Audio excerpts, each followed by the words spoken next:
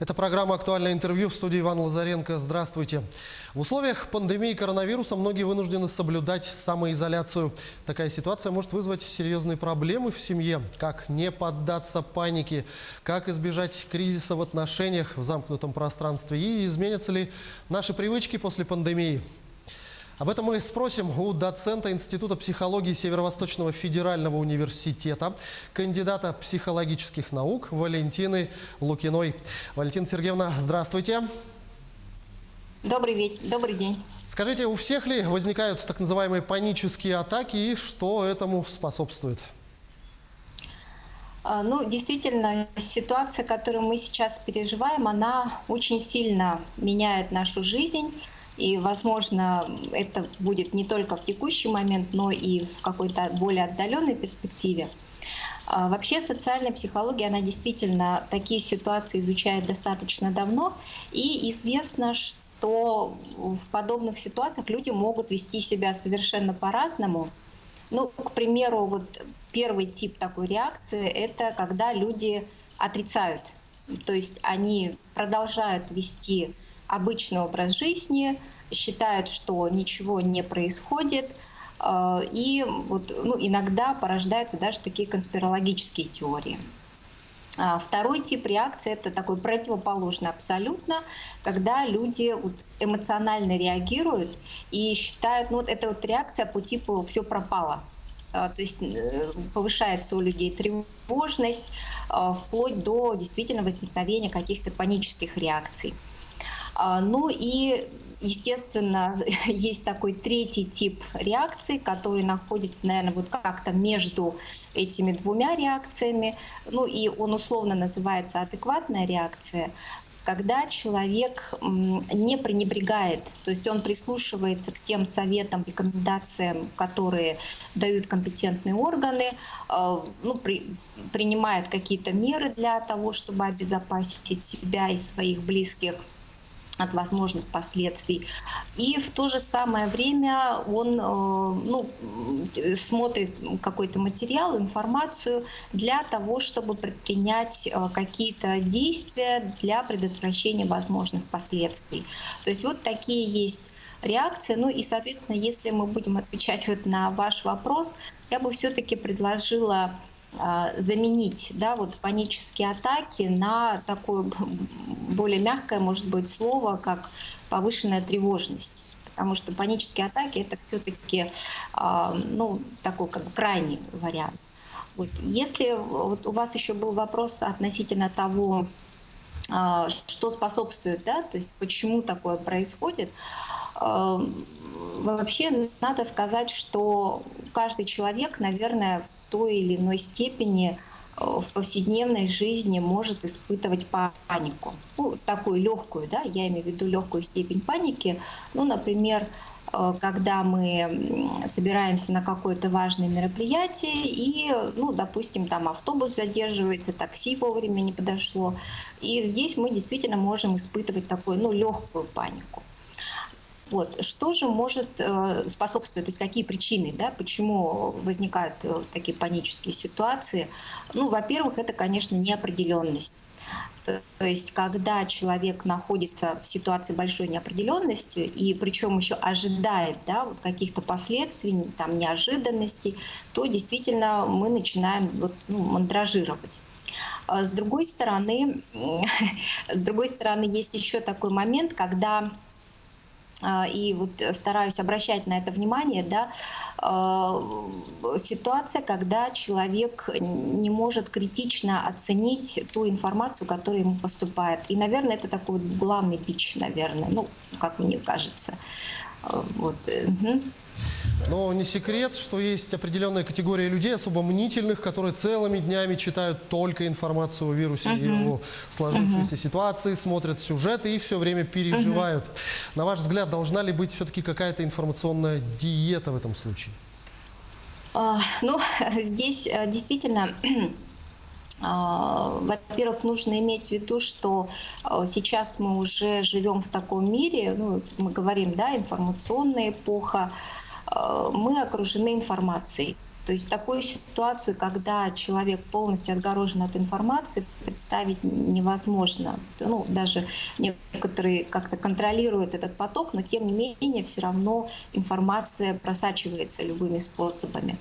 Вот, поэтому еще раз, вот в ситуации избытка информации здесь очень важно включать такой вот, ну, рациональный подход, критическое мышление ко всему происходящему. Но критическое имеется в виду не критиковать, да, не обесценивать все, что происходит. Критичность предполагает, что мы осознанно воспринимаем информацию, стараемся ее анализировать, отбирать какие-то наиболее важные моменты. Вот это вот есть критичность. С другой стороны, здесь действительно очень важно контролировать самому свое поведение. Ну и, например, если человек понимает, что он подвержен, да, вот, влиянию информации, наверное, стоит все-таки ограничить информационный поток.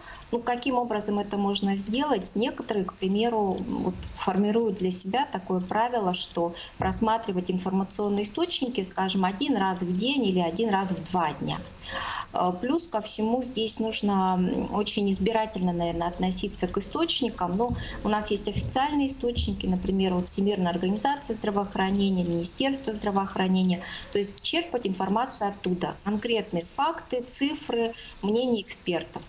Ну и плюс еще вот обращаю внимание, наверное, что все-таки информация-то она поступает не только из официальных СМИ.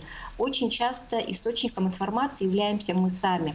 Поэтому здесь, ну вот, хотелось бы, наверное, призвать, когда вы получаете информацию, может быть, не стоит ее сразу там где-то у себя на странице делать перепост, подумать, каким образом эта информация может повлиять на других людей.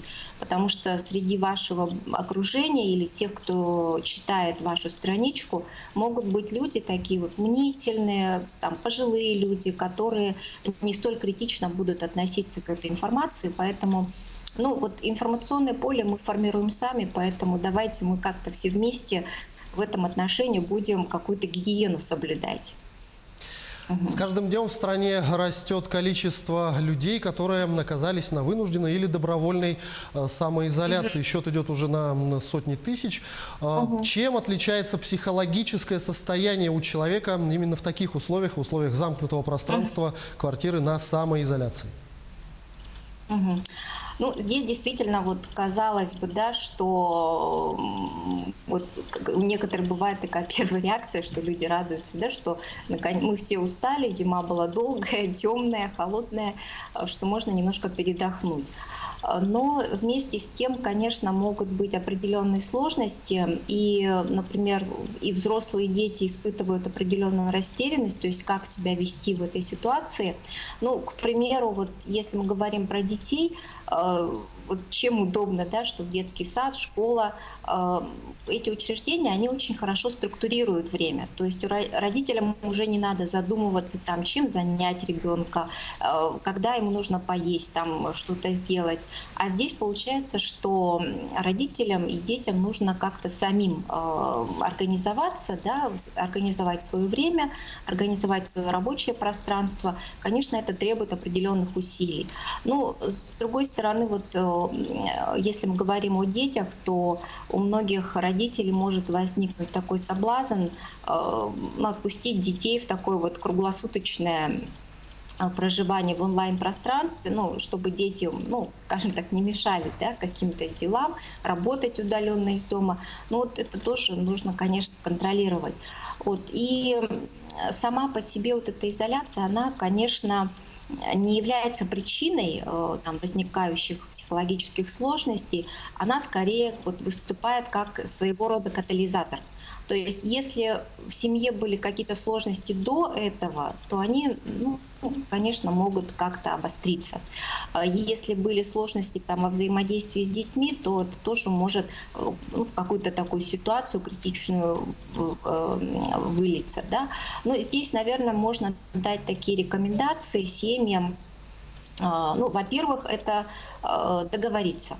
То есть вместе сесть прямо за стол, да, или как-то вот вечером в кружочек и договориться о том, как мы будем жить. Общий режим, во сколько мы встаем, во сколько мы ложимся, обедаем и так далее. Еще один важный момент, вот на что хотела обратить внимание, это касается не только детей, но и взрослых, потому что мы сейчас работаем удаленно. Организация пространства. То есть как-то все-таки выделить место, вот где мы работаем, это отдельная территория, где мы отдыхаем, это совершенно другая территория. Ну, это вот из НЛП, да, известно, что есть такое понятие якорь. То есть, когда мы садимся, например, за рабочий стол, или, ну, если мы говорим про детей, у него сразу возникает такое рабочее состояние.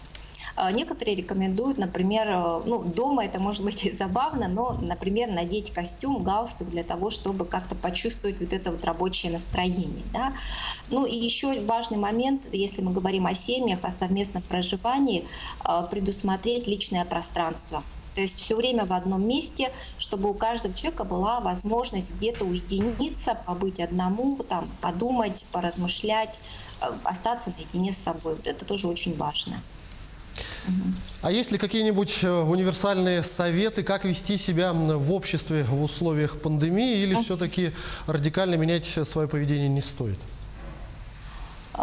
Ну, в обществе, если мы куда-то выходим, то, безусловно, соблюдать какие-то санитарные нормы, ну, там, носить маску, да, соблюдать дистанцию между другом. Но вот здесь я бы хотела обратить внимание на такой психологический феномен, который очень нередко сопровождает такие ситуации. Ну, например, мы сейчас можем на просторах интернета наблюдать явление стигматизации, то есть когда определенную группу людей по какому-то признаку, ну, скажем так, дискриминируют. Да? Например, вот, ну, в частности, это люди, которые заболели этим коронавирусом. Мы могли это наблюдать, например, вот и у нас, в общем-то, да, на нашей территории. И, безусловно, это нужно как-то осознавать и, ну, не поддаваться вот общему такому настроению, и все-таки понимать, что мы все люди, мы все можем оказаться в такой ситуации. В общем-то, вот это. Да, и еще такой интересный момент, поскольку мы сейчас многие работаем удаленно, потому что общество — это же не только вот когда мы выходим офлайн, да, и общаемся на работе. То есть у нас сейчас общество в виртуальной среде. И вот каким образом, например, мы готовы работать в этой виртуальной среде или нет? Потому что мы вот столкнулись, что, оказывается, инструментально мы не готовы. Да? Психологически мы тоже не готовы, потому что для того, чтобы работать дома, дома удаленно, это нужно все-таки обладать какой-то внутренней такой вот дисциплиной, да, самодисциплиной. Вот это вот, конечно, очень важно. На ваш взгляд, как в целом могут измениться человеческие отношения и могут ли после пандемии, или мы все-таки по прошествии этих событий все забудем и вернемся к привычным отношениям? Ну, это же не первая ситуация, с которой сталкивается человечество, поэтому я думаю, что все наладится, все как-то, ну, придет в норму, мы, в общем-то, успокоимся. Но другое дело, что, скорее всего, да, жизнь, она в какой-то степени изменится. И здесь, наверное, я вот хотела бы вспомнить, что в китайском языке, например, слово «кризис», он обозначается двумя иероглифами. Это опасность, с одной стороны, а с другой стороны — возможность. Поэтому это, наверное, такая вот возможность для человечества все-таки пересмотреть свой образ жизни, свое отношение там, друг к другу, например, да, к окружающей среде. И очень хотелось бы верить, что вот эта вот ситуация приведет к тому, что мы все-таки возьмем какую-то личную ответственность за происходящее. Потому что вот личная ответственность, например, да, меньше контактировать с другими людьми. Вот сейчас то, что каждый может сделать.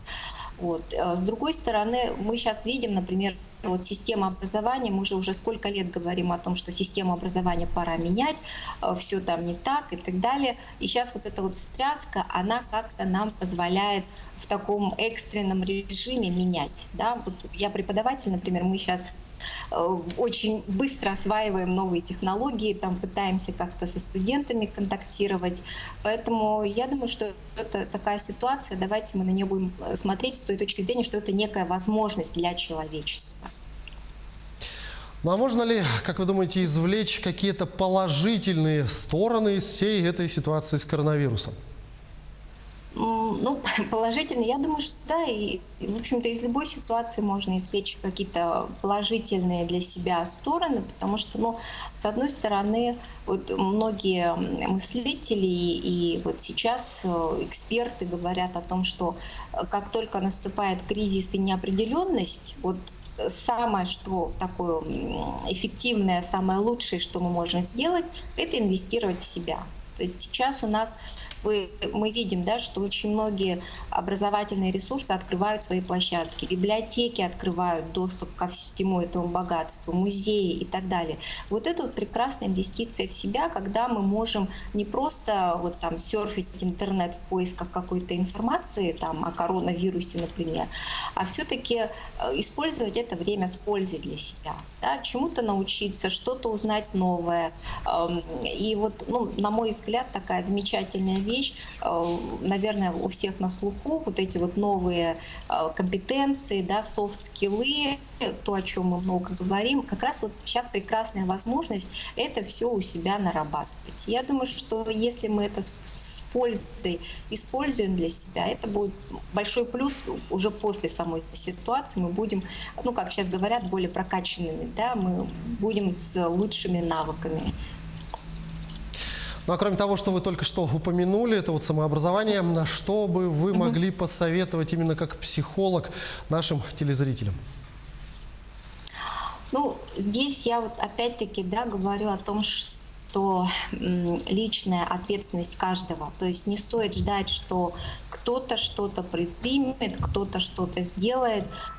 Давайте вот каждый что-то, ну, как бы примет решение для себя и сделает. Но рекомендации, в общем-то, в этой ситуации, в такой критической ситуации, они достаточно ну, распространены. Ну, во-первых, это сохранять физиологическую устойчивость.